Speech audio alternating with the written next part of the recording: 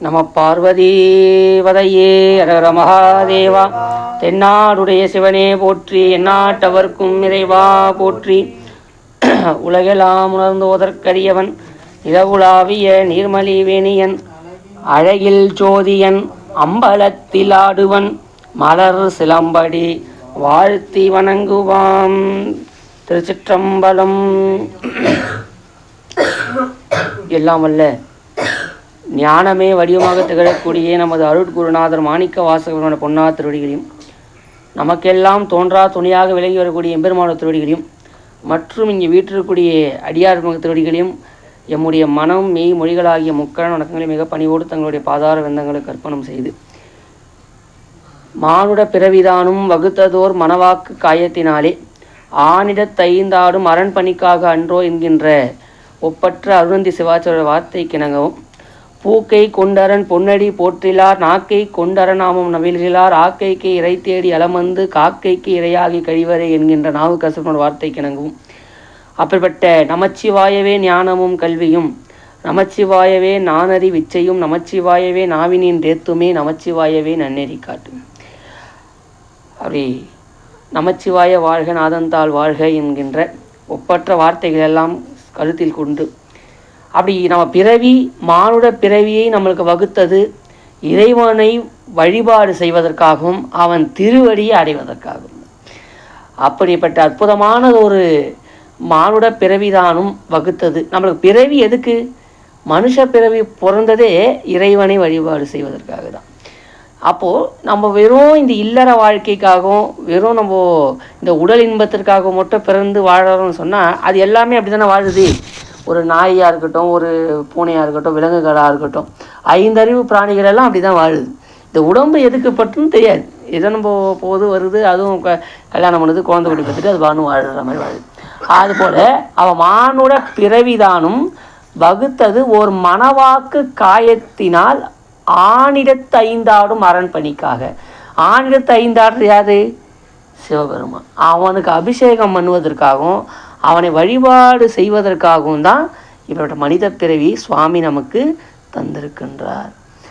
அதை சொன்னேன், கண்களால் காண்மீன்களோ மூக்கே நீ முரலாய் அப்படிலாம் நான் சொல்லியிருப்பாரு. அப்படி அப்போ நம்ம இந்த விஷயத்துக்குள்ளே நம்ம இந்த வகுப்புக்குள்ளே போகிறதுக்கு முன்னாடியே இதோடைய கருப்பொருள் என்ன, எதுக்காக நம்ம வகுப்புக்கு வந்திருக்கிறோம், இந்த வகுப்பு என்ன பயனை நம்மளுக்கு தரப்போகுது, அதை நம்ம சிந்திக்கிறோம். அப்போ இந்த வகுப்பு என்ன நம்மளுக்கு என்ன நோக்கம், என்ன ஸ்கோப்பு, நம்ம ஒரு விஷயத்தை மேற்கொள்கிறோன்னா அது பயன் நம்மளுக்கு தெரியணும். ஆமாவே இல்லையா? பயன் இல்லாமல் நம்ம சிந்திக்கூடாது.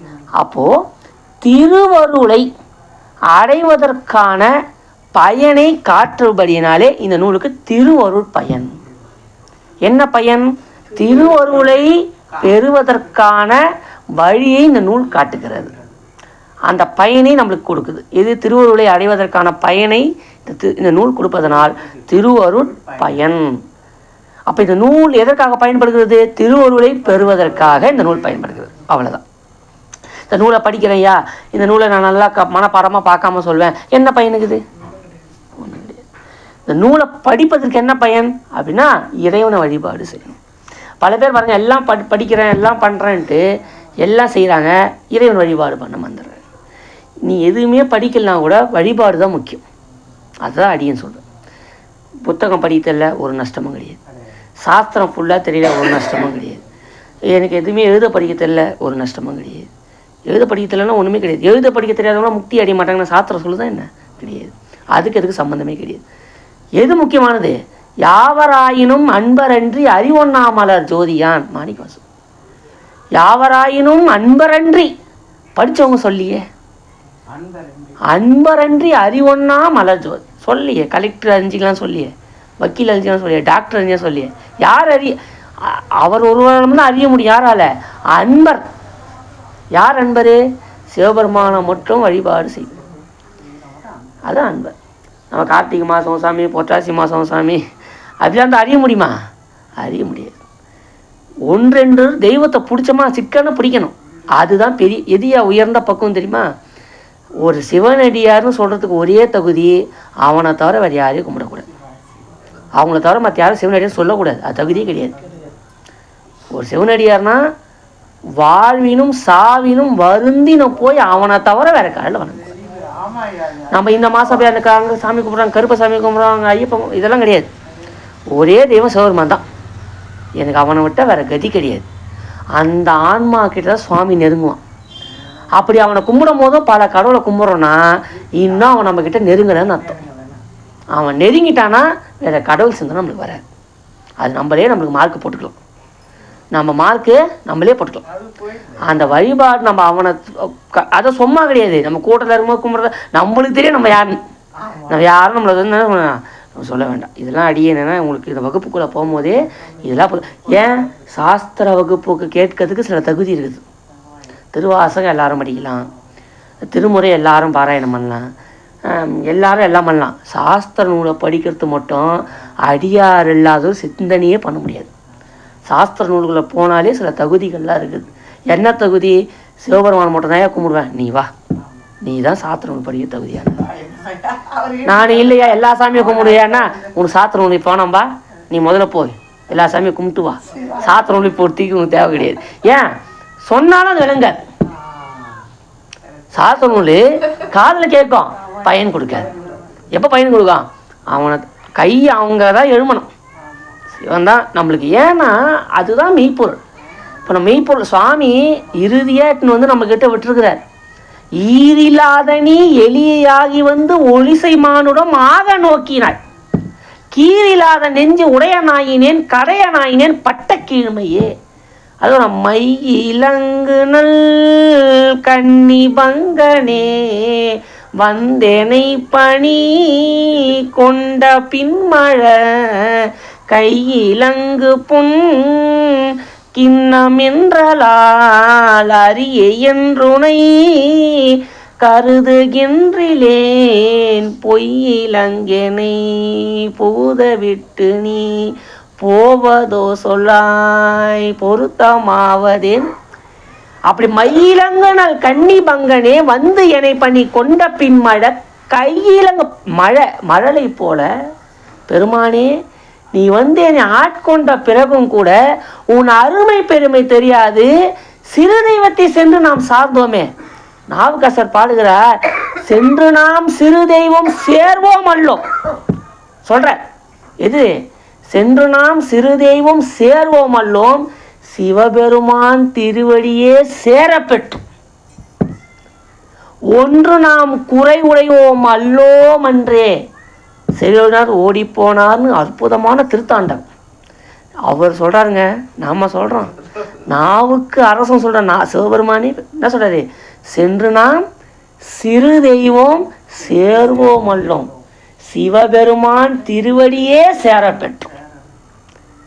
அப்படி இருந்தாதான் அடுத்த வழி சொன்னார், ஒன்று நாம் குறை உடையோம் அல்லோம் என்ற போட ஒரு குறை கூட கிடையாது எனக்கு. ஏன்? சிவபெருமான் திருவடியை சேர்ந்ததால். அதை மனசுல வச்சுக்கணும். இது அப்போ சொல்ற பாருங்க, கையிலங்கு பொன் கிண்ணம் என்றலால் அரிய என்று உன்னை கருதுகின்றேன். எது? சுவாமி நான் சின்ன குழந்தை மாதிரி, நீ பெரிய பொக்கிஷம். ஆனால் அந்த தங்க கிண்ணத்தை போய் குழந்தை கிட்ட குடிக்கும்போது விலை மதிப்பு தெரியுமோ? தெரியாது. அதுபோல அந்த கிண்ணத்தை உதாசீனப்படுத்துவது போலே உன்னுடைய அன்பை உன்னுடைய கருணையை துச்சம் என்று நான் தள்ளிவிட்டேன். அது உன்னோட அருமை பெருமை எனக்கு தெரியல. ஏன்? அந்த குழந்தை மாதிரி நான் அதான் சொல்றார், குழந்தை போல நான் இருந்துட்டேனே பெருமானின்னு வருந்தி வருந்தி பாடுகின்றார். தன்னுடைய இன்னொரு அறிவுறுத்தலை சொல்லுகின்றார், ஆன்மாவுக்கு அறிவு சொல்லுகின்றார். கொல்லேன் புரந்தரன் மாலையன் வாழ்வு குடிகளினும் நான் எந்த பாருங்க, யாகம் வேள்விலாம் பண்ணால் இந்திரன் வேணும், தேவர்கள் போஸ்டிங் கிடைக்கும். எந்த போஸ்டிங் கிடைக்கும்? யாகங்கள். வேள்வியினாலே தேவர்கள் கடனும். அப்புறம் நம்ம புதல்வர்களை பெறுவதனாலே பித்ருக்கடன், தேவக்கடன், பித்ருக்கடன், ரிஷிக்கடன். அப்போ தர்மத்துங்களை மேற்கொள்வதனாலே ரிஷிக்கடன். அப்போது இந்த மாதிரி ஒரு கடன்கள் இருக்குது. ஆனால் இப்போ வேள்வி மூலியமாக நம்ம தேவர்கள் போஸ்டிங் கிடைக்கலாம். 1000 அஸ்வமேத யாகம் பண்ணால் இந்திரன் போஸ்டிங். 1000 அஸ்வமேத யாகம் பண்ணுறவங்களுக்கு இந்திரன் உடைய அந்த தகுதி கிடைக்கும், இந்திரன் ஆகக்கூடிய அந்த பதவி கிடைக்கும். அந்த மாதிரி ஒவ்வொன்றுத்துக்கும் ஒன்று இருக்குது. அதே மாதிரி அதே உன்னத நதியாகங்கள் பண்ணால் திருமால் போஸ்டிங் இருக்குது, பிரம்மன் போஸ்டிங் இருக்குது. இதெல்லாம் அடுத்த கட்டத்துக்கு உயர்ந்துக்கினே போகும். ஆனால் ஈர் இல்லாதவன் ஈசன் ஒருவனே. அந்த இது இருக்குது. அதை மாணிக்கா சொல்கின்றார், பெருமானே இந்த இந்திரன் போஸ்டிங்கி, பிரம்மா போஸ்டிங்கி, ருத்ரன் இதன் போஸ்டிங் எனக்கு வேணாம் சொல்கிறார். கொல்லேன் புரந்தரன் இந்திரன் மாலயன் திருமாலு பிரமன் போன்ற கொல்லேன் புரந்தரன் மாலையன் வாழ்வு குடிகிடின் நல்லேன் நீனது அடியாரோடு அல்லால் நரகம் பொய்யணும். பெருமானே நான் நரகத்திற்கு இடப்பட சூழ்நிலை வந்தாலும் கூட நல்லேன் எனது அடியாரோடு, உன் அடியாரோட கூட்டத்தில் இருப்பது தான் என்னோட விருப்பம். ஏன்னா திருமாலு பிரம்மனாக இருக்கட்டும், அவங்களாம் போஸ்டிங் இருக்கிறாங்க, தன்னோட ஒரு ஆணவத்தை காட்டுவாங்க. ஆனால் அடியார் அப்படி கிடையாது. எப்போ பார்த்தாலும் சிவசிவ அரகரன்ற அதுதான் எனக்கு தேவை சொல்கிறேன். அது சொல்கிறேன், நல்லேன் நரகம் புயிலும் எல்லேன் திருவருளால் இருக்க பிற நிறைவா உள்ளேன் பிற தெய்வம் உன்னை அல்லாது எங்கள் உத்தமனே. பிற தெய்வம் அல்லாது எங்கள் உத்தமன், உன்னை தவிர நான் பிற தெய்வத்தை சென்று சேரப்போகுது சொல்கின்ற. அதெல்லாம் நம்ம இந்த கருத்தை ஆழமாக சிந்தித்துக்கணும். இந்த வகுப்புற இவனே செய்ய சொல்கிறார், ராஜேந்திரன் என்ன சொல்கிறாருன்றது பிரச்சனை கிடையாது. ஒரே கருத்து என்ன, சிவபெருமானை தவிர. அப்படி சிவத்தை தாண்டிய ஒரு தெய்வம் நம்ம மனசில் வருதுன்னு சொன்னால் இன்னும் நம்ம மன பூர்த்தி சிவபூர்த்தி ஆகலை, பரிபூர்ணம் அடையணும். அது வரைக்கும் நம்ம அங்கே நம்ம நிற்க முடியாது. அதுதான் ரொம்ப முக்கியமான. அதனால் அடியாரெல்லாம் நம்ம எக்காலத்து கொண்டும் சிவந்தான், அதுதான் பரிபூரணம். அது எந்த சூழ்நிலை, இப்போ பரிகாரம் பண்ணு யாருன்னா கோயிலுக்கு போனால் கூட சொல்லணும், நான் கல்யாணமே ஆகலனாலும் பரவாயில்ல, என்ன வந்துட போகுது. சரி சொல்கிறாங்க, ஐயா இந்த மரணம் உங்களுக்கு வந்துடும், அங்கே போங்க, அங்கே ராகு ஸ்தலம் போங்க, இங்கே பரிகாரம் பண்ணுங்க, பரிகாரம் இல்லை அங்கே கருப்ப சாமி கோயில் போய் விளக்கு போடுங்க, உங்களுக்கு அந்த மரண கண்ணை போயிடும். எதுக்கு போனோம்? என்றைக்கோ ஒரு நாள் சாவ தான் போகிறோம். 50 சாவறோம், 40 சாவ போகிறோம், இல்லை 90 சாவ வராமல் இருக்க போகுது. அப்போ என்ன சொல்லணும், சாவு வருமா வந்து போகுது. இன்னைக்கு வரைக்கும் நான் சிவபெருமானை தவிர அந்த ஒரு உறுதிப்பாடு இருக்கணும். அதுதான் நம்ம உயிருக்கான ஒரு உறுதிப்பாடு. ஆமாம், அதுதான் அந்த உறுதிப்பாடு வரணும் நம்ம உயிருக்கு. அதான் சொல்கிறேன், நம்ம எந்த இது பண்ணாலும் அந்த உறுதிப்பாடு வரணும்னு சொல்லி முன்பே இந்த நோக்கத்தை தெரியப்படுத்திவிட்டு அடிய நூலுக்குள் நுழைகின்றேன். பிறவிக்கான நோக்கம் இறைவனை அடைதல். இதுதான் இந்த 10 நிமிஷ வகுப்பு. அப்போது வழிபாடு செய்வது நம்மளுடைய நோக்கம், சப்ஜெக்டு எல்லாம் இறைவனை அடையணும், அவ்வளோதான். மற்ற எல்லாம் செகண்டரி, இதுதான் பிரைமரி. எல்லாமே என்னது பிரைமரி, நம்ம இறைவனை அடைவது தான் சொல்லி நம்ம நூலுக்குள் நுழைவோம். திருவருளை சாராதார் கடவுளை அடையார். அதுதான் நம்ம இன்னைக்கு நம்ம ஏற்கனவே நம்ம திருவருள் பயன் வகுப்பிலே 65 வகுப்புகளை கடந்து இப்போ 66வது குறட்பாவை சிந்திக்க இருக்கின்றோம். அப்படி இந்த 66வது குறட்பா உயிர் விளக்கத்திலே 7ஆம் அதிகாரம் 66வது குறட்பாவை நாம் சிந்திக்க இருக்கின்றோம். திருச்சிற்றம்பலம். அதுக்கு முன்பாக காப்பு செயலாகிய விநாயகப் பெருமான் திருவடிகளை வணங்கி நட்குஞ்சர கன்று நன்னின் கலைஞாலம் கற்கும் சரக்கன்று கான் என்கின்ற விநாயகப் பெருமானே, இந்த நூலினை நாங்கள் கற்று முயலும் வரையிலும் எமக்கு யாதொரு விரையிலும் நம்மளுக்கு ஐயம் திரிவு இல்லாமல் இந்த நூலுக்கான பொருள் நம் சிந்தையிலே பதிய வேண்டும் என்று வேண்டி நாம் நூலுக்குள் நுழைவோம். திருச்சிற்றம்பலம். அருள் நிதி. திருவருளை சாராதார் கடவுளை அடைய மாட்டார். அதான் குறள்பா. வஞ்சமுடன் ஒருவன் வைத்த நிதி கவர துஞ்சினேனோ போயினேனோ சொல். மீண்டும் ஒரு முறை. வஞ்சமுடன் ஒருவன் வைத்த நிதி கவர துஞ்சினேனோ போயினேனோ சொல். இதுக்கு பொருளை பார்க்க போகிறோம். ஒருவன் வைத்துள்ள நிதியை மற்றொருவன் கள்ளமாய் கவர்ந்து கொள்வதற்கு வைத்திருப்பவன் உறங்கிவிட்டானோ அல்லது அவ்விடத்தை விட்டு போய்விட்டானோ சொல்வாயாக என்று கேட்கின்ற. அதாவது ஒருவன் இப்போ ஒருத்தர் பொருள் வைத்திருக்கிறார். அப்போ அந்த பொருளை வைத்திருக்கிறவர் அப்போ அந்த ஒரு பொருள் காணாமல் போச்சுன்னு சொன்னால் அவர் அதை மறந்துட்டாரா இல்லை அங்கேருந்து சென்றுட்டாரா? அப்போ தானே ஒரு கல்வி எடுக்க முடியும். இப்போ ஒரு பொருள் அவங்க வந்து ஒருத்தருக்கு அபகரிக்கணும்னு சொன்னால் அப்போ வந்து ஒன்று அந்த இடத்த மறந்துட்டு இருக்கணும், இல்லை அங்கேருந்து நகர்ந்துருக்கணும். அதை வச்சு இந்த குறட்பாவை சொல்லியிருக்கேன். இதை விளக்கமாக பார்ப்போம் தெளிவு. அதாவது ஒருவனிடம் உள்ள பொருளை அவன் அறியாமல் கள்ளத்தனமாக கவர்ந்து கொள்வதற்கு அந்த பொருளை வைத்திருப்பவன் தூங்கிவிட்டானோ அல்லது பொருளை வைத்துவிட்டு வேறு இடத்துக்கு சென்று விட்டானோ சொல்வாயாக. ஒருவன் வைத்துள்ள பொருளை அவன் அறியாமல் களவு கொள்ள வேண்டுமெனில் அவன் உறங்கும் நேரத்திலோ அல்லது அப்பொருளை ஓரிடத்தில் விட்டுவிட்டு அவன் வேறிடத்திற்கு செல்லும் நேரத்திலோ அது இயலும். இந்த குறளில் ஓமை மட்டுமே சொல்லப்பட்டுள்ளது. ஆசிரியர் கூற வரும் கருத்தை நாம் வருவித்து தெரிந்து கொள்ள வேண்டும். இந்த ஓமையை நாம் வச்சுக்கணும். சிவபெருமான் திருவருள் என்னும் பெரும் செல்வத்தை உடையவன். அதனை நாம் பெற வேண்டுமானால் அவனிடம் வேண்டி அவன் தரவே பெற முடியும். அதாவது அவன் திருவருள் வழியே ஒழுகினால் மட்டுமே அது முடியும். நாம் அறிவின் திறத்தினால் மட்டுமே அதை பெற்று முடியாது என்பது கருத்து. அதாவது இந்த கருத்தினை நம்ம இது பிரிது மொழிதல் அணி அல்லது ஒட்டு அணி என்பார்கள். இதை என்னென்னா மருவி கூடியிருக்கிறாங்க. அதாவதுமா இப்போ இந்த பொருளும் விளக்கமாக உங்களுக்கு நான் சொல்கிறேன் பாருங்கள். இப்போது ஒருவனிடம் ஒரு பொருள் இருக்குதுன்னு சொன்னால் அந்த பொருளை நான் அபகரிக்கணும் அப்படின்னு சொல்கிற பட்சத்தில் ஒன்று அவன் அந்த பொருளை மறந்துட்டுருக்கணும் அவங்ககிட்ட எடுக்கும் போது, இல்லை அந்த இடத்துல அவன் இல்லாமல் இருக்கணும். அப்போ தான் அந்த பொருள் என்ன பண்ண முடியும், கவர்ந்து கொள்ள முடியும். அதை ஒரு ஓமையாக வச்சுன்னு ஒரு திருவருளை நாம் அடையணும்னு சொன்னான். இப்போ நான் இப்போ கனகாம்மா அவள் அம்மா இருக்காங்க, அவங்ககிட்ட நான் ஒரு பொருள் எடுக்கணும்னு சொன்னால் ஒன்று அந்த இடத்துல அவங்க இல்லாமல் இருக்கணும், இல்லை அந்த பொருள் அவங்க மறந்துருந்தால் தான் அந்த பொருள் நான் எடுக்க முடியும். ஆமாவா இல்லையா? அதே போல் திருவருளை நம்ம பெறணும்னு சொன்னால் அதுக்கு அவனுடைய அனுமதி இருக்கணுன்றதில் ஓமை. எப்படி அவங்க மறந்துருந்தால் தான் அந்த பொருள் எடுக்க முடியும்.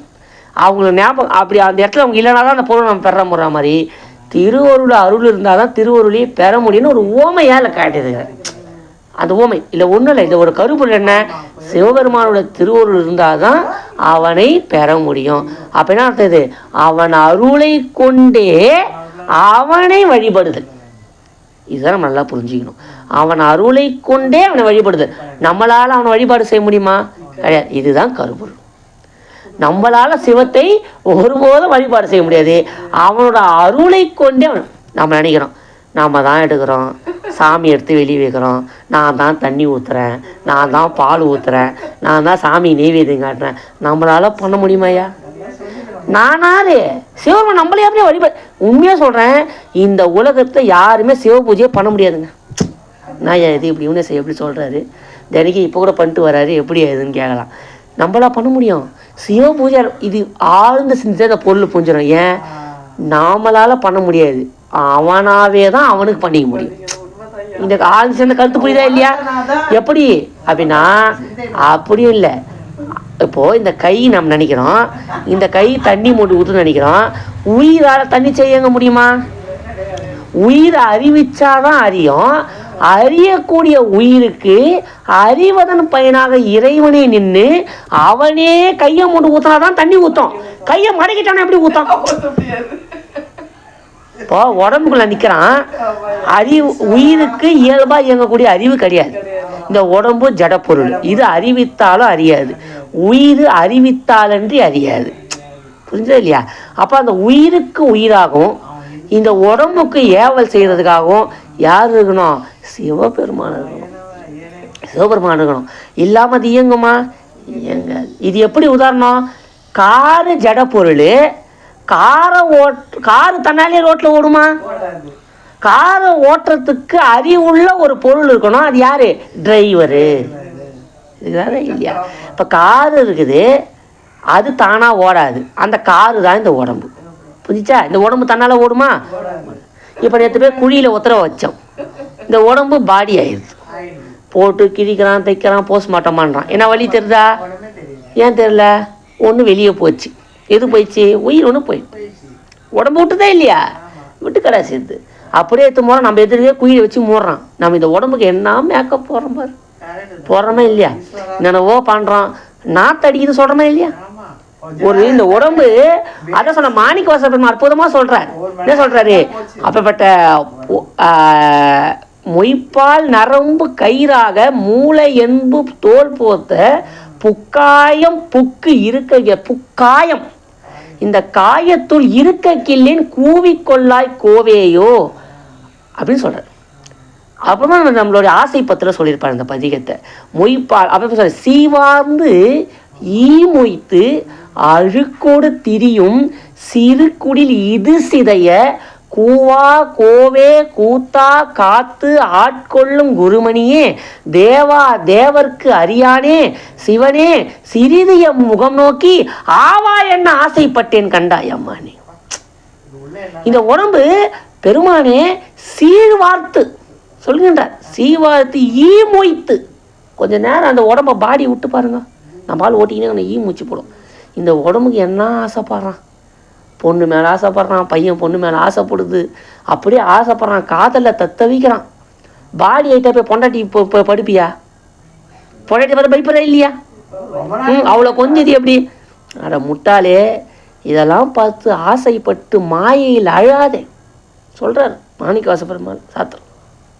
இந்த உடம்பு மாயை, இதுக்கு நம்ம போட்டு வாழு, அதுவே உண்மைன்னு நினைக்காது. மனைவி தாலி கட்டுறோமா, அப்போயே தெரிஞ்சுக்கணும் ஒரு நாள் இவன் ஒன்று போயிடுவா, இல்லை இவ்வளோ முன்னாடி நம்ம போயிடுவோம். ஒரு புள்ளன்னு ஒன்று பிறகுதா, அப்பயே தெரிஞ்சுக்கணும் ஒன்று இவன் நம்மளுக்கு கொல்லி போடணும், இல்லை நம்ம இவனுக்கு கொல்லி போடுவோம். எல்லாத்துக்கும் எதிர்பார்ப்போடு தான் இருக்கணும். இங்கே நிலம் ஒன்றும் கிடையாது. அதே மாதிரி ஐயோ நம்ம பிள்ளை இல்லையே, நம்மளுக்கு யாரா செய்வா, அதை பற்றி கவலைப்படக்கூடாது, அதை பற்றி தான் யோசிக்கக்கூடாது. ஏன் இந்த காலத்தில் குழந்தைய பார்த்துக்கவங்க நம்ம புதைக்கிறது காலில் இருக்கிறாங்க, அப்படி கிடையாது. எது இல்லைனாலும் நம்மளுக்கு யார் இருக்கிறாரு, இறைவன். நம்ம வந்த நோக்கம் என்ன, இறைவன் அடியது. ஏன் 4 அடியார் கற்று போட மாட்டாங்களா, நம்மளுக்கு நம்ம குறை இருக்குது, அதை நம்ம சிந்தையில் வச்சுக்கணும். நம்ம யாரு நினச்சி கவலைப்படக்கூடாது. அப்போது அவன் அருளாலே அவன் தாளை வணங்கி, அப்போ இந்த உடம்பு தானாக இயங்காது. இந்த அப்போ காரு தன்னாலே இயங்குமா, இயங்க. அதே மாதிரி இந்த உடம்பு தன்னாலே இயங்க. அப்போ இந்த உடம்பை இயக்கிறதுக்கு அறிவுள்ள ஒரு பொருள் இருக்கணும். ஆறு உயிராய் நின்றானே, அறிவதற்கு அறிவு உயிராய் நம்ம உடம்புல நிற்குது. அந்த உயிர் இயக்குது, இந்த உடம்பு இயங்குது. காரை டிரைவர் இயக்குற மாதிரி. இப்போ நல்லா புரிஞ்சிச்சா? சரி. சும்மாவே ஒரு கார் எடுத்துன்னு டிரைவர் ஓட்டுவானா, ஓட்ட மாட்டான். அவனுக்கு யார் வரணும், ஒரு கஸ்டமர் வரணும், ஒரு ஓனர் வரணும். அப்போ தான் அவனா சம்பாதிக்க முடியும். இப்போ சும்மாவே ஒருத்தன் கார் எடுத்து ஓட்டினா பணம் சம்பாதிக்க முடியுமா, சம்பாதிக்க முடியாது. ஒன்று அவனுக்கு நோக்கம் இருக்கணும், எதுக்கு காரை ஓட்டணும்.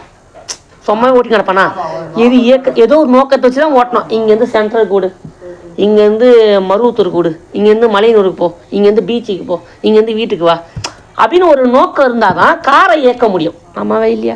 அதுக்கு பின்னாடி இருந்து இயக்கிறதுக்கு ஒரு ஆள் சொல்லணும். இப்போ கஸ்டமர் ஏறி எப்பா இங்கே டாக்ஸி போ, இங்கேருந்து இங்கே நீ காலேஜுக்கு கொடு, இங்கேருந்து போ, பின்னாடி உட்காந்து யார் சொல்லுவார், அந்த முதலாளி சொல்லுவார். அவர் இறங்கினோடனே என்ன கொடுப்பார், பணம் கொடுப்பார். கரெக்டாக திரும்பி விட்டோடனே அப்போ தான் அந்த டிரைவர் திரும்பி அங்கே விடுவார். இப்போது இந்த உடம்பு காரு, இந்த உயிர் டிரைவர். ஆமாவே இல்லையா? அறிவு பொருள். இப்போ இந்த உடம்பையும் இந்த உயிரையும் சும்மாவே செய்யுமா வேலை? எழுந்துரு, காலைல போ, பாத்ரூம் போ, வா. இப்போ சைவ சித்தாந்த வகுப்பு 6 மணிக்கு எடு. இதெல்லாம் உயிருக்கு சொல்கிறது யார்? சும்மா உயிர் பண்ணாது, அதுக்கு அறிவுத்தான் தான் அறியும், சும்மா செய்யாது. இப்போ இத்தனை நாள் எடுக்காமல் இன்றைக்கி எடுன்னு சொல்லிச்சு. ஆமாவே இல்லையா? அப்போ சைவ சித்தாந்த வகுப்பு இன்னைக்கு எடு அப்படி நம்மளுக்குள்ள எதுவும் சொல்லுதா இல்லையா? இப்போ நீங்கள் 2 பேர் வரணும்னுக்குதா இல்லையா? இப்போ இதெல்லாம் இப்போ உயிருக்கு சொன்னது யாருன்னா சங்கரன் நின்று சொல்கிறோம். பின்னாடி அந்த முதலாளி நின்று இவ்வளோத்தையும் செஞ்சா மாதிரி இப்போ சிவபெருமான் நம்மளுக்குள்ளே இருந்து இதெல்லாம் செஞ்சது செய்கிறானே இல்லையா? அப்போ அவன் அறிவித்தால் தான் இப்போ அந்த பொருள் பூஞ்சா இப்போ திருவருளை சாராதார் கடவுளை அடையார். அப்போ அவன் அருளை கொண்டே முதலையே முதலாக உழைத்து அவனை கொண்டு தான் அதான் அவன் அருளாலே அவன் தாழ்வன். அவன் அருளையே கொண்டு தான் அவன் தாழ வழங்க முடியும். இதை நம்மளாம் புரிஞ்சிக்கணும். இப்போ நம்ம அபிஷேகம் நம்ம அதெல்லாம் அப்படிலாம் நினச்சா நம்ம அறிவில் தனம், அது நம்ம மடமை, அது நம்மளால் ஒருபோதும் அவனை கும்பிடவே முடியாது. அதே மாதிரி நம்ம கும்பிட்டோன்னு நினச்சாலும் அது அறிவுத்தனம், அது அறிவில் தனம் தான். நம்மளால் சாமியை தொடவே முடியாது, நம்மளுக்கு அந்த தகுதியே கிடையாது. சிவபெருமானை தொடரோன்னா அவனாவே நம்ம அவன்தான் பண்ணிக்கணும். அவனுக்கு பூஜை தண்ணி மொண்டா அவன் இருக்கிறான், தண்ணிலாம் அவன் இருக்கிறான், பூவில் அவன் இருக்கிறான், தேர்லாம் அவன் இருக்கிறான், பாலில் இருக்கிறான், நெய்யில் இருக்கிறான். திருமணியில் இருக்கிறான், நமக்குள்ளேயே இருக்கிறான். இதை ஏது கொண்டு நான் ஏது செய்யணும்? சாமி ஏது கொண்டு நான் ஏது செய்ய முடியும்? ஒன்றும் செய்ய முடியாது. தண்ணியிலையும் இருக்கிற, பூ பொறியில் போனால் பூவிலையும் இருக்கிற, தேன் எடுத்து ஊற்றுனா தேன்லேயே இருக்கிற, பால்லையும் இருக்கிற. பாலில் மட்டும் நீலாம் இருக்கிற, அதுலேயும் இருக்கிறான். எதை கொண்டு எதை செய்வேன்னு சங்கரன். நம்மளால் எதை கொண்டு எதை அவனை செய்ய முடியும்? அழிவு நம்ம அடியாரெலாம் சிந்தனை பண்ணிக்கணும். நம்மளால் அப்போ எதை கொண்டு நம்ம என்ன முடியாது, செய்ய முடியாது. அது நம்மளால சிந்தையில் வச்சுக்கணும். அப்போ அவன் அருளையே கொண்டு தான் அவன் தாளம் வணங்கணும். அந்த மாதிரியாரும் நம்ம சிந்தையில் வச்சுக்கணும். அப்போ எவ்வளோ பெரிய கருத்து பார்த்தீங்கன்னா அது அதான் சிந்தை. பல பேர் நினைப்பாங்க நம்ம தான் வழிபாடு செய்கிறோம், நம்ம தான் எல்லாம் பண்ண நினைப்பாங்க. அது தவறான கருத்து. அவன் திருவுருளை கொண்டு தான் அவன் வழிபாடு செய்ய முடியும். சும்மா வழிபாடு செய்ய முடியாதுங்க சங்கரன். அவன்கிட்ட சொல்லுவாங்க சில பேர், நான் பெரிய வசதியா நீ முன்னையா பணங்குது அப்படின்வான். நான் ஒன்றே சொல்லட்டுங்களா, வசதி எது தெரியுமா? சிவபெருமானை கும்பிட்றோமா, அவன் தான் உலகத்திலே வசதியான ஒரு ஆள். அவன் தான் பணக்காரன். அடுத்த சாப்பாட்டுக்கு வழி இருக்காதுமா, கந்த துணி கட்டுன்னு திருவண்ணாமலை உட்காந்துப்பான். நம்மளால் போகிறோம் நினைப்பான், இது இல்லாத பட்டது பொழுகுது, பேக்கு மாதிரி இருக்குது, இது என்ன வாழ்ந்து என்ன நம்ம நினைப்போம். அவனுக்கு தெரியாது அவன் தான் ஃபுல் கோடீஸ்வரன்ட்டு. நம்ம எப்பயோ ஒரு வாட்டி போகிறோம், அண்ணாமலைலாம் சுற்றிட்டு பாப்கார்ன் வாங்கி சாப்பிட்டு வீட்டுக்கு வந்துடுறான். அவன் நித்தமும் அண்ணாமலையை பார்த்து உட்காந்துறான். அவன் யாருக்கு அந்த கடை பாக்கி கிடைக்கும்?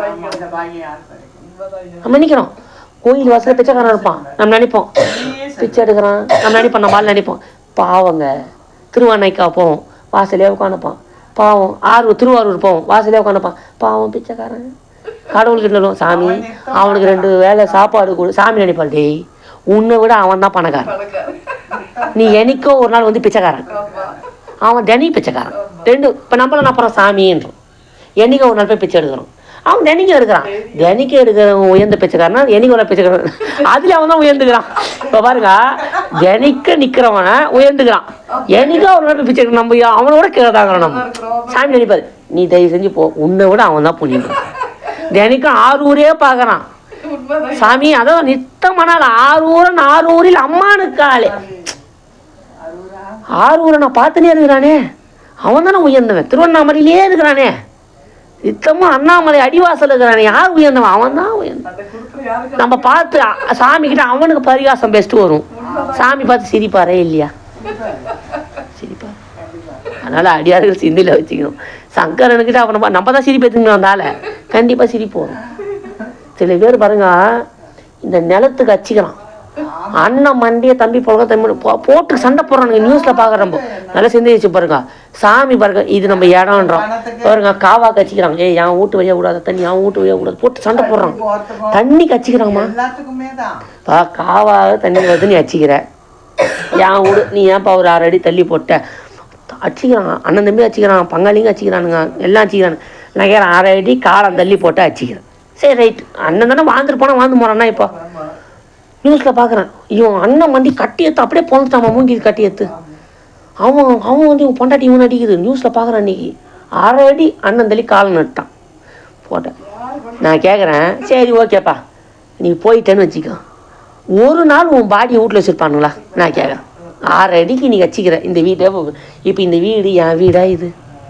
இப்போ இந்த வீட்டை என் வீடு நினச்சேன்னா இது அவன் அறியாமை. இப்போ இந்த வீட்டில் நான் வாடகை இருக்கிறேன். முதல்ல இந்த வீட்லயே நம்ம வாடகை தான் இருக்கிறோம். ஆமாவா இல்லையா? இது நம்ம சொல்றது கேட்குதா? ஒரு நாள் நடக்குது, ஒரு நாள் படுக்குது, ஒரு நாளுக்கு தும்புது, ஒரு நாளைக்கு அழுவுது, ஒரு நாளைக்கு தலைவலிக்கு கொய்யோன்னு கத்துது. எங்கன்னா கம்முனுக்குதா? ஒரு நாள் நம்ம சொல்றது நம்ம உடம்பே கேட்கல. இதுல எங்கேருந்து பசங்க கேட்பானுங்க? நம்ம பெற்றதும் கேட்குமா? இல்லை நம்ம பேரனும் கேட்பானுங்களா? எவனும் கேட்கும். இதெல்லாம் முதல்ல நம்ம கேட்போம், ஏய் நான் சொல்கிறத கேட்க மாட்டியா? நான் சொல்கிறத கேளு. நம்மளுக்குள்ள அதான் ஆணவம் வளருது. நான் சொல்கிறத கேளு, நான் பெரியவங்க இருக்கிறேன், நான் பெற்றவங்களாச்சே, நீ எனக்கு அறிவு சொல்லாத, நான் சொல்கிறத கேளு, ஹாய் அப்படின்னு நடக்கிறோம். நான் ஒரே சொல்கிறேன், நீ சொல்கிறத உன் உடம்பு கேட்குதா? 5 நிமிஷம் உட்காரு, உன் மனசுகிட்ட சொல்லு, மனசே கம்முன்னு உட்காரு. அப்படியே நாய் மாதிரி சுத்துது, சுத்துதா இல்லையா? அங்க போகுது, இங்க போகுது, பொண்டாட்டி கூட வாழ்ந்தது காட்டுது, அவன் திட்டம் வந்து காட்டுது, அங்க போகுது. 5 நிமிஷம் தனிமையில உட்காந்து பாருங்க, நாய் அலையிற மாதிரி அலைதா இல்லையா? நம்ம சொல்வது எது கேட்பதில்லை, நம்ம மனமே கேட்பது. அப்ப எப்படி மற்றவர் கேட்பாங்க? இந்த உடம்பு அப்படிப்பட்ட உடம்பு, என் மனசு காத்து. எதை நினைக்காதுன்னு நினைக்கும், எதை பார்க்காதுன்னு அதை பார்க்கும். எது நல்லதா அப்போதான் ஓடிப்படும். இது நல்லதுப்பா, வாப்பா திருவாசகம் இந்த விஷயம் தான் கிழமை மாதிரி உட்காந்து என்ன சொல்கிறான் கம்பெனியில், ஐயா உனக்கு வாழ தெரியாமல் வாழ்ந்துருக்கிறேன். சரிப்பா நல்லது தான், உனக்கு தான் வாழ தெரியுது, எனக்கு தான் கொடுக்கணும் இல்லை சொல்கிறாங்க. ஏன்னா அவங்க நினச்சிக்கிறான் இந்த காலகட்டம் ஐயா அப்போ நினைப்பாங்க. ஏன் நினைக்கிறாங்கண்ணா அவங்க நினைக்கிறாங்க ஏன் இந்த வயசுன்றது 4 இடத்துக்கு போகணும், படம் பார்க்கணும். அவங்க தப்பு சொல்லக்கூடாது. ஏன்னா நம்ம ஏன் அவங்ககிட்ட அட்வைஸ் பண்ணுறது. நான் நினச்சிக்கிறேன், நான் ஒரு சொன்னேன், எப்பா உன் பக்குவம் என்ன கிடையாது, இந்த விஷயம் நன்றி நமச்சிவாய் நம்ம இடையே வந்துடணும் நம்ம. ஏன்னா அவன் சொல்கிறான், ஐயா நீ ஏன் எப்படி வாழ தெரியாமல் அங்கே போகணும் இங்கே போகணும் கிளப்புக்கு போகணும், ஏன் எப்படி வாழ்ந்துங்க இருங்க இதெல்லாம் ஒரு அம்மா சொல்லுது, அந்த ஒரு ஆஃபீஸர் சொல்லுது, சாமிக்கு நம்மளை பச்சரி சாப்பிட்றதுக்கு தான் அந்த அம்மா சொல்லுது. நான் நினச்சேன் நாடா பாவம் மீதி எங்கடா படிக்க போகுது அது நினச்சிருக்குது. அது விதவிதமாக சொல்லுது, நான் மாதம் 10,000 ரூபா அந்த ஹோட்டலுக்கு செலவு பண்ணுமா, அது அங்கே போகிறது இங்கே சாப்பிட்டு அந்த புது புது ஐட்டமாக சைனா ஃபுட்டு ஜாப்பனீஸ் ஃபுட்டாக சாப்பிடுது. நான் நினச்சேன் அம்மா நல்லா சாப்பிடு, கண்டிப்பாக லட்சத்துன்னு ஒரு நாள் வருவான் கொண்டு போகிறதுக்கு கூட அங்கே விட்டுருவா போகிறான். எப்படியோ துண்ணதெல்லாம் போய் மண்ணில் தான் கக்க போகிறீங்க ஒன்று என்ன அந்த யாரும் சாப்பிட போகுது. இப்போ சாப்பிட்டு உடம்பு வளர்த்த அது சொல்கிறாரு, தன்னுயிர் அதாவது நீ இப்போ எல்லா உயிரும் பொண்ணு சாப்பிட்ற அதை நம்ம அற்புதமாக திருவள்ளுவர் சொல்கிறார், தன்னுயிர் நீப்பினும் செய்யற்க தான் பிரிது இன்னுயிர் நீக்கும் வினை. தான் உயிரே போகக்கூடிய சூழ்நிலை வந்தாலும் பிற உயிரை கொள்ளாதுன்னு இந்த குறட்பாக்கு போகுது. தன்னுயிர் நீப்பினும் செய்யற்க தான் பிரிது இன்னுயிர் நீக்கும் வினை. பல உயிர் கொள்ளக்கூடாது. அதுதான் நம்ம வழிபாடு. அதான் அடியார்கள் சிந்தையில் வச்சுக்கணும். அப்போ இதான் அந்த கருத்து. பல பேர் தான் நினைச்சுக்கிறான் வாழறது எதுக்கு வாழணுன்னே தெரியலம்மா, எதுக்கு தான் வாழணுன்னே தெரியுமா. சில பேர் நினைச்சோம்மா குறிக்கோளே வேலை கிடைக்கணும்னு நினைக்கிறான். சரி ஓஞ்சிப்போம். சில பேர் கல்யாணம் தான் குறிக்கோள் நினச்சிக்கிறாங்க. பல பேர் அதை நினச்சிக்கிறாங்க கல்யாணம் மட்டும் கரை சேர்த்துறேன்றாங்க பசங்களை. அதுவாக கரை சேர்க்கறது அப்போ தான் கடலில் தள்ளுறது. அது அதை நினச்சிக்கிறோம். கல்யாணம் பண்ணுறது கரை சேர்க்கறது கிடையாது, கடவுளே தள்ளுறது. ஆமாம் அது யார் சொன்னார், சம்சார புயல் கண்டு மனம் அஞ்சுமா விழி கிடைக்குமா அபய கிடைக்குமா குருநாதர் சரணத்தில் நிழல் கிடைக்குமா. இந்த சம்சார புயல் கண்டு மனம் அஞ்சுமா சொல். அப்படிப்பட்ட அந்த ஆசை என்னும் கடலிலே கட்டுண்டு நித்தம் நித்தம் அலையாமல் மாறுத சூழலில் நம்ம நடராஜ பத்தில் அப்படிப்பட்ட இந்த என்ன சொல்லுது, நடுக்கடலை பிடிச்சி தள்ளி விட்டுறேன். திருமணன்றது நம்ம என்ன நம்ம நினைக்கிறோம் நம்ம, ஆனால் திருமணன்றது நம்ம ஏன் முதல்ல புரிஞ்சிக்கணும். புரியாமல் பண்ணக்கூடாது. முதல்ல சும்மா ஏதோ கட்டுறான் தாலின்னு ஏதோ ஆசை கட்டுறதுக்கு திருமணம் கிடையாது. திருமணன்றது என்ன, அந்த அதாவது திருமணன்றது எதுக்கு வச்சாங்கன்னா, முதல்ல ஒரு பெண்ணு நம்மளுக்கு நல்ல கணவர் கிடைக்கணும் தவம் பண்ணி திருவம்பாவை பதிகத்தை வாழ்நாள் ஃபுல்லாக ஓதணும். பருவம் அடைஞ்சிலேருந்து யார் ஓதுறா, இது வயசுக்கு வந்ததுலேருந்து அந்த படம் இந்த படம் புருஷி படம் புஷ்பா படம் பார்த்துன்னு சுற்றி கிடக்குது. ஓதுறாங்களா? ஒரு இது இருக்கட்டும். அதே மாதிரி ஒரு பையனாக இருக்கட்டும், ஒரு நல்ல மனைவி கிடைக்கணும்னு எந்த பதிகம் பாராயணம் செய்யணும், நம்மளோட அன்னை பத்த பாராயணம் செய்யணும். அவனும் தன்னுடைய வயது வந்ததுலேருந்து நல்ல ஒரு மனைவி எனக்கு கிடைக்கணும், நாங்கள் 2 பேரும் சைவ சமயத்தில் உழைக்கணும், இருவரும் சேர்ந்து சைவ சமயத்துக்காக அரும்பாடு படணும், இருவரும் சேர்ந்து தவம் செய்து புதல்வர்களை பெறணும். அப்படி 2 பேரும் தவம் செய்து திருமணம் செய்து வாழ்நாள் முழுக்க சிவ பூஜை படி தவம் செய்தால் ஞான சம்பந்தம் மாதிரி குழந்தை பிறக்கும். சடையனார் மாதினியார் அவர்களெல்லாம் சேர்ந்து அப்படி செஞ்சாங்களே இல்லையா? தவம் செய்தாங்க நாவுக்கரசர் பிறந்தார், தவம் செய்தாங்க மாணிக்க வாசகர், தவம் செய்தாங்க சுந்தரர் பிறந்தார், தவம் செய்தாங்க ஞானசம்பந்தர், தவம் செய்தாங்க 63 பிறந்தாங்க, தவம் செய்தாங்க சண்டீஸ்வரர் பிறந்தார், தவம் செய்தாங்க மார்க்கண்டேயர் பிறந்தார். நம்ம பெற்றதை செஞ்சுக்கலாம், நம்மனா தவம் செஞ்சணும். அதான் நம்ம பண்ணிக்க தவம். நம்மளுக்கு என்ன பிறந்துக்குது கோயிலை வச்சு கண்டுபிடிச்சலாம், நம்ம பண்ண தவம் இவ்வளோதான். நம்ம என்ன தவம் பண்ணுறோமோ அதுதான் அந்த புதல்வர்களை பிறப்பாங்க. சும்மாலாம் சிவபூஜைக்கு வந்துட்டு அது குழந்தைங்க ஏதோ ஜென்மத்தில் பண்ண புண்ணியம் நம்ம செய்த தவத்தினூடாக தான் அந்த குழந்தைகள் பிறக்கும். அப்போ நம்ம என்னது அந்த தவத்தை மேற்கொள்ளணும். அதே மாதிரி தவம் இருக்கோமா, தவறு வந்து புதல்வர் பிறக்கும் போதே குழந்தை என்ன பண்ண, அங்கே போ, பீச்சுக்கு போ, பார்க்குக்கு போ, வழிபாட்டில் காட்டணும், சைவ சமயத்தை காட்டணும். இளம் வயசுலேயே அந்த குழந்தைய நம்ம ஜபம் பண்ண வைக்கணும், ஜப தவங்களை பண்ண வைக்கணும். இளம் வயசில் வா இங்கே சின்ன நடராஜப்பம் வாங்கிக்கணும், அபிஷேகம் பண்ணு, நமச்சிவாயம் சொல்லு, திருநூறு பூசம் சாப்பாடு, அதெல்லாம் காட்டக்கூடாது. 63,000 புக்கு கதை காட்டணும், வரலாறு படிக்க சொல்லணும், 7 வயசுலேயே சமய தீக்கா வாங்க வைக்கணும், வழிபாட்டை காட்டணும். அதுதான் அந்த குழந்தை உயர் பக்குவப்படும். அந்த அப்படி பக்குவப்பட்டு அந்த குழந்தை நல்ல நெறியிலே வளர்ந்தா, அந்த ஏன் குழந்தை வளர்ந்து அம்மா வடிக்க போகுது, அந்த ஏன் குழந்தை வழி தவறி வேறு நெறிக்கு போகுது, அது ஏன் காதல் வயப்பட போகுது, அந்த குழந்தைய அக்னியானத்தில் விழப்போகுது, அது ஏன் பெற்றவங்களை மதிக்காமல் போகுது, அப்படி இப்படிலாம் இருந்தால் ஏன் அந்த குழந்தை நன்னெறி ஆகாமல் போகுது. நம்ம வளர்ப்பு சரியில்லைனா தான் அந்த குழந்தை அப்படி ஆகும். அப்புறம் நம்ம கவலைப்பட்டா அந்த குழந்தை நம்ம திட்டக்கூடாது, திட்டவே கூடாது. தவறெல்லாம் நம்ம பக்கம்தான் இருக்குது, தவறை நம்ம பக்கம் வச்சுட்டு நம்ம குழந்தை சொல்லக்கூடாது. நெறியை நம்ம புகுத்தணும், அந்த நெறியை காட்டணும். சொன்னால் அந்த நெறி பிரகாரம் குழந்தைங்க வரும், அதுதான் நம்ம பார்க்கணும். அதுக்கப்புறம் நம்ம பெருமான் நம்ம யாரையுமே நம்ம குறை சொல்லணும். அதை நம்ம ஆறுட்டார் ஆறாயிரார் அப்படின்னு சொல்லி மாணிக்க சொல்லுவார். நம்ம யாருமே நம்ம ஆரோடு நோகேன் ஆழ்கெடுத்து உரைக்கேன் ஆண்டனி அருளிலையானால் வார்கடல் உலகினில் வாழ்கிலேன் கண்டாய் வருக என்று அருள் புரியாய். ஆரோடு நோயேன், நான் படுற துன்பத்துக்கு யாருக்கிட்ட போய் நான் சொல்லுவேன், சொல்ல முடியாது. ஏன்னா தீரும் நன்றும் பிற தர வர நம்ம பண்ணது தாங்க நம்மளுக்கு, யாருக்கிட்டையும் நோகக்கூடாது. நீ என்ன பண்ணிட்ட, எங்கள் அம்மா எப்படி பண்ணிச்சு அப்படிலாம் கிடையாது. நம்ம என்ன நம்ம தலை விதியோ அதை தான் நம்ம அனுபவிக்கணும். அதில் நம்ம என்ன சந்தோஷப்பட்டுக்கலாம், எவ்வளோத்துலேயும் நம்ம செய்த ஒரு ஏதோ ஒரு புண்ணியம் நம்மளோட சிவத்தை காட்டியிருக்குது, அதுதான் பெரிய புண்ணியம். அப்போ நம்மளுக்கு கிடைச்ச பொக்கிஷத்தை கண்ணில் ஊற்றி பாதுகாத்துக்கணும். கண்ணிமை போல சிவத்தை பாதுகாத்துக்கணுங்க, விடக்கூடாது.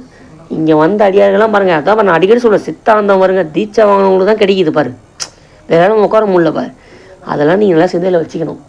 அப்படிப்பட்ட சித்தாந்தம்லாம் ஒரு சீக்கிரத்தில் சிந்தனை பண்ண முடியாது. அப்படி இந்த வகுப்பில் கலந்துனா கூட அது பெரிய புண்ணியம் பண்ணிடணும். ஏதோ புண்ணியத்தின் பலனாக இந்த வகுப்புக்கு நீங்கள் கலந்துக்கிறீங்க. இந்த செய்தியெல்லாம் உங்கள் செவியில் கேட்குது. சும்மாலாம் காது ஏதோ கேட்கும், ஒரு நல்ல விஷயத்தை கேட்குதா இல்லையா? யாவருக்குமாம் ஒரு இன்னுரை தானே, இனிய உளவாக இன்னாத குரல் கனி இருக்க காய் கவர்ந்தட்டு. நல்ல செய்தியை கேட்பதற்கே புண்ணியம் பண்ணியிருக்கணும். சில பேர் பிறந்தாவா காலைல ஏந்தது படுக்கிற வரைக்கும் சாவும் தான் காதில் விழும். அவன் காதில் இப்போ ஜெயிலில் ஒருத்தருக்கிறான், அவன் நல்ல வார்த்தையை காதில் விழும்போது, சில வீட்டில் அப்பா ரொம்ப தண்ணி பார்த்து நல்ல வார்த்தையே விழாது காதில், ஏதோ குழந்தைங்க கேட்கும். அப்போது நம்மளாம் ஒரு நல்ல சமூகம், நல்ல ஒரு இல்லடம், நல்ல ஒரு அடியாரோட கூட்டம்லாம் கிடைப்பது பெரிய புண்ணியம். சரியாக கூட்டலாம் பாருங்கள், தன்னோட புகழ்ச்சிக்கினே வாழ்வாங்க, அடியாரில் மதிக்காமல் அது எதுவுமே இருக்காது. அப்படி ஒரு கண்டுக்க மாட்டாங்க, ஒரு அன்பாக அவங்களுக்கு அறிவு கொடுக்க மாட்டாங்க, நல்ல நல்ல செய்தியெல்லாம் சொல்லியே தர மாட்டாங்க. அப்படியே நம்ம மட்டும் முன்னேறினா போதும்னு நினைக்கிற அடியாரெல்லாம் இருக்கிறாங்க. அதெல்லாம் அப்படி ஒரு சைவ சமயமே அப்படி சொல்லலை. நான் பெற்ற இன்பம் பிறகு வை.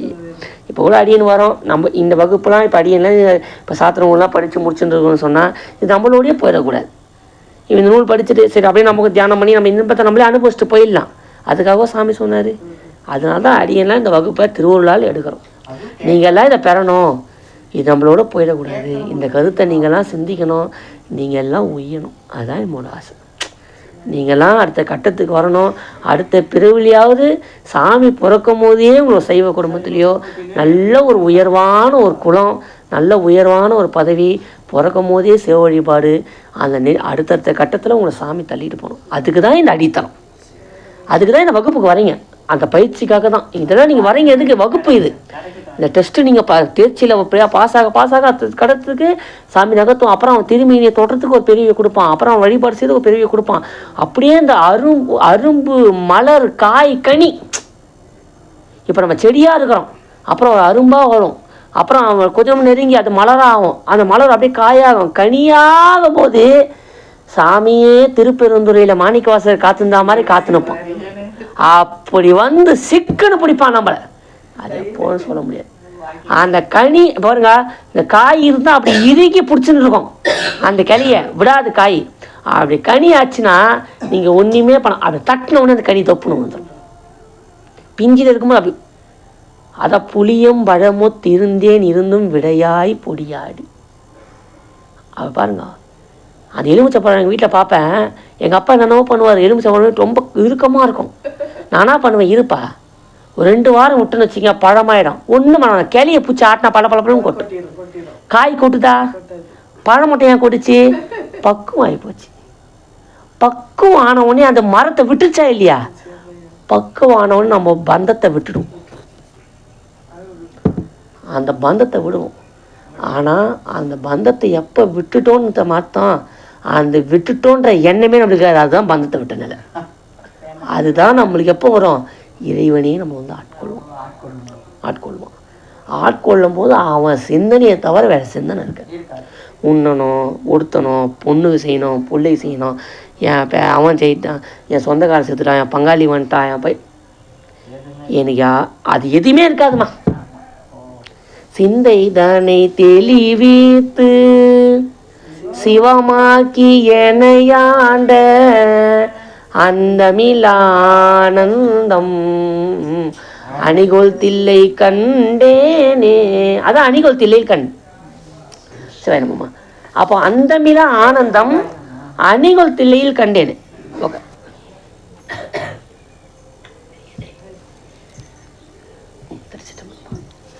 அப்போ அந்தமிலா ஆனந்தம் அணிகோல் தில்லையில் கண்டேனே சொல்றதே இல்லையா? சிந்தை தானே தெளிவிக்கணும் சுவாமி, சும்மா கிடையாது. சிந்தை தானே தெளிவித்து சிவமாக்கி எனையாண்ட. ஆமாம், சுவாமி பாருங்க, சிவமா ஆக்கி தான் நம்மளை ஆண்டு கொள்வான், சும்மா நம்மளை ஆக்க மாட்டான். அதான் சொல்ல அந்தமிலா ஆனந்தம் அணிகள் தெளிவை கண்டேன். அதான் அப்போ எப்போ ஆரம்பிப்பாரு? சிந்தையினால் தெளிஞ்சு சிவம் வந்து சிந்தையில் பதியணும்.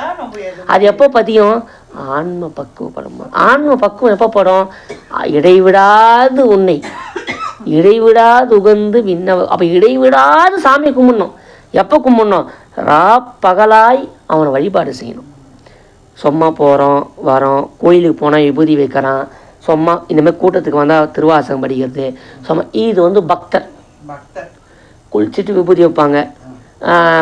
இன்னைக்கு பிரதோஷமா, இன்னைக்கு கோயிலுக்கு போனோம், பிரதோஷம் வந்துச்சு கோயிலுக்கு போனோம், பௌர்ணமி வந்துச்சு கோயிலுக்கு போனோம், இன்றைக்கி வெள்ளிக்கிழமையா, இன்றைக்கி சாமி கும்பிட்ணும், வெள்ளிக்கிழமை சாமி கும்பிட்ணும். அதே மாதிரி இன்றைக்கி என்ன சத்சங்கமா, இன்றைக்கி ஒரு நாள் திருவாசகத்தை எடுப்பா, எங்கப்பா முள்ளகுது தட்டி தூசத்தை வச்சு திருவாசகம் படிக்கணும், நமச்சிவாய வரகநாதன் தாழ்வாக. இது யார்? பக்தர். இவங்க 4 கிழமையில் மட்டும்தான் கும்பிடுவாங்க. பிரதோஷம், பௌர்ணமி, அமாவாசை, கிருத்திகை, வெள்ளிக்கிழமை, செவ்வாய்க்கிழமை. இது யார்? பக்தர்கள். அவனை அடியார் சொல்கிறதுக்கு என்ன தகுதி இருக்குது? நித்தமும் வழிபாடு செய்யணும். எப்படி? ஓரிரு நாளன்றி ராப்பகலற்று இறைவனை சிந்தையரான்னு நினைக்கணும். படுக்கும் போதும், எழுந்துக்கும் போதும், சாப்பிடும் போதும், அமரும் போதும், தூங்கும், உண்பினும் உறங்கினும் எழும்பினும், அப்படி நம்மளோட எல்லா நேரமும் குளிச்சாலும் சரி, குளிக்காலும் சரி, நீரை பூசி எப்பெல்லாம் சொம்மாந்தோம் திருவாசகம், தேவாரம், இதெல்லாம் அப்படி இருந்தாதான் சிவம் வந்து அந்த சிந்தையில் நிறையும். அப்பொழுதுதான் நம்ம என்னது சிவத்தோட காதலை பரிபூரணமாக பெற முடியும்.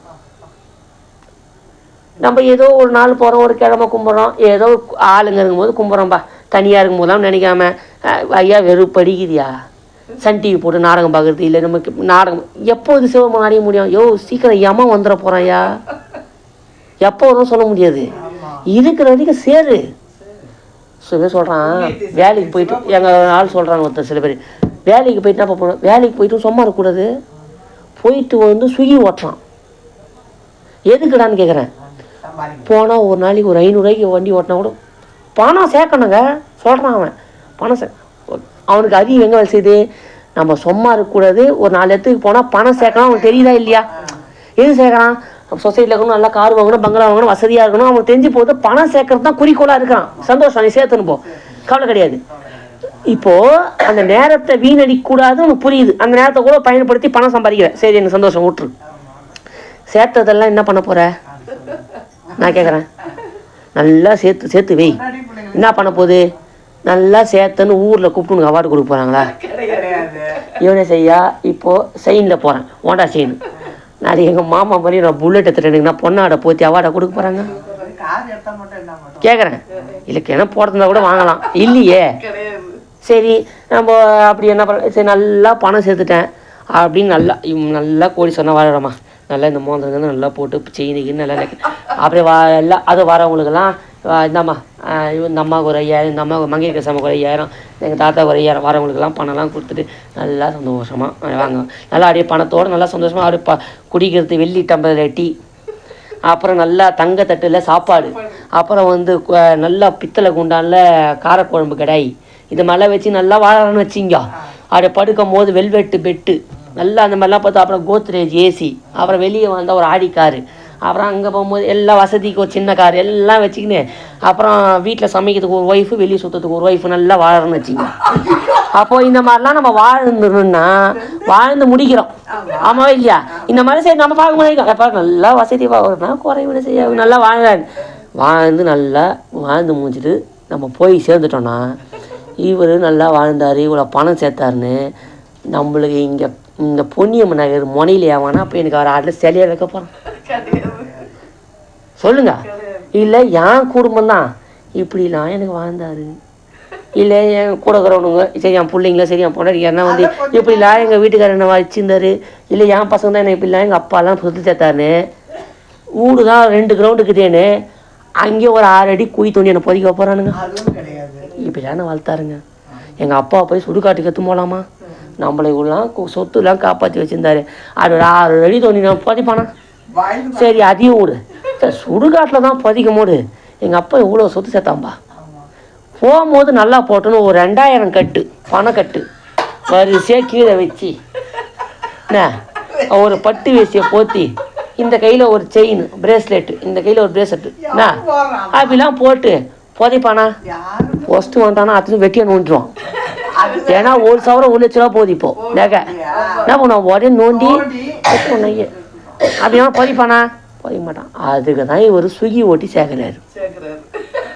வாடா கோயிலுக்கு வந்து விபூதி வேணா, டைம் இல்லைன்றான். வாடா ஒரு சங்கு அச்சு ஊதுறா, அதுக்கப்புறம் உனக்கு ஊதுவாங்க, நீ கேட்க முடியாது. நல்லா இருக்கும் போது இப்போ சாமிக்கு ஊதுறானா ஊத மாட்டாமா, நம்மள அறிவு இல்லைன்றான். நம்ம தப்பாத்துக்கிறது இல்லை, சரி எனக்கு தான் அறிவு இல்லை போடுது, நானே போட்டுறது. நான் சொல்கிறது வாப்பா நல்லா இருக்கும் போதே வாய் நல்லா இருக்குது, காற்று நல்லா இருக்கும் போதே சங்கு இங்கே ஊது, அப்புறம் ஊதுவாங்க, நீ கேட்க முடியாது. ஊதும்போது அப்புறம் நான் வாடா சும்மா இருக்காதுப்பா, நான் இப்படிலாம் இருக்காதிங்க, வாழ்க்கை வாழ்வதுக்கு தான். இப்போ நான் கூட நான் ஐயா எப்படி இருப்பேன்னு நினைக்காதீங்க. நான் ஒரு நல்ல எப்படின்னா நான் எங்கே இருக்கணும் எங்கேயும் மெர்ஜ் ஆகும். அதாவது எங்கே போனாலும் எனக்கு இவர் இருக்கணும்னு சொல்கிற மாதிரி என்னோடய கேரக்டர். ஆஃபீஸுக்கு போனாலும் சரி, ஆஃபீஸுக்கு போனாலும் சரி, அங்கே எல்லாம் ஸ்ட்ரிக்டாக இருக்கும், அங்கே இருக்கும். அதே மாதிரி இவர் இருந்தால் இங்கே கரெக்டாக இருக்கணும்னு எனக்கு அந்த வேலையை விடுவாங்க.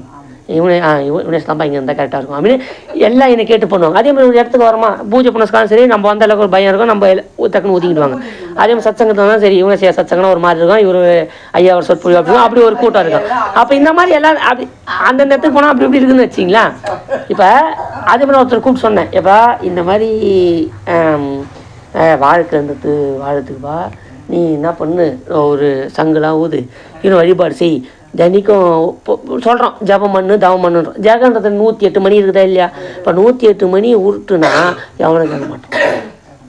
தீக்க வாங்குறோம் வாங்கலை, ஜபம் பண்ணி வாங்கி வச்சுக்கினேன் சும்மா நம்ம நாமாவளி சொல்லுவோம் அப்படின்னு உட்காந்து கொஞ்ச நேரம் சிவபெருமானோட அந்த அந்த நமச்சிவாய மந்திரத்தை 108 யாருன்னா சிவபெருமான் நேராக கைலாயத்துலேருந்து வந்து அப்படி முடிய பூச்சின்னு பலாருன்னு அறிவா போகிறாரு. நீ தீட்சை வாங்கலை, நீ ஏன் நமச்சு 108 சொல்ல அடிக்க போகிறாரா சொல்லுங்கம்மா. இல்லை யாருன்னா ஒருத்தர் வந்து நீ வந்து தீக்க வாங்காமல் நமச்சு சொல்லிட்ட அப்படின்ட்டுமே உன் மேலே ஒரு இந்த சட்டம் போட்டு 10 வருஷம் ஜெயில் உள்ள பொண்ணு நான் இது போட போகிறாங்களா? நான் பால் பண்ணுறது கிடையாது. அது ஏன் பண்ணுறது தேவையில்லாத உட்காந்து 108 வாட்டி சொல்கிறதுக்குள்ள நம்மளுக்கு பல எண்ணம் வந்துட்டு போகுது. எங்கே இவன் 108 வாட்டி சொல்ல மாட்டான், டக்குன்னு படுகிற 108 போகிறான். 108 வாட்டி மணி விட்டுனா இப்போ 108 போனோன்ற ஏன் அவசியம் வரப்போகுது? ஆமாவா இல்லையா? நான் சாமியை சொல்கிறாரு பாரு.